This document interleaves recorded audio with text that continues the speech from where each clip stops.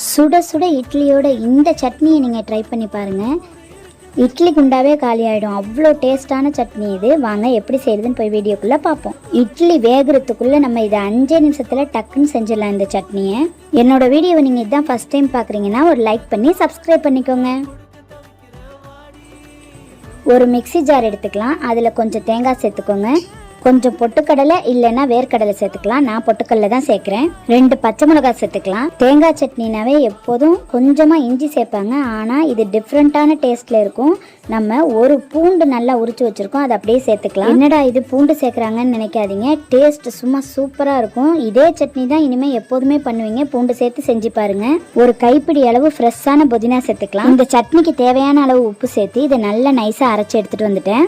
கடுகு, கருவேப்பிலை, காஞ்ச மிளகாய் போட்டு ஒரு சூப்பரான தாளிப்பு கொடுத்துடலாம். சூப்பரான டேஸ்ட்டில் இருக்கக்கூடிய இந்த சட்னி இப்போ ரெடி.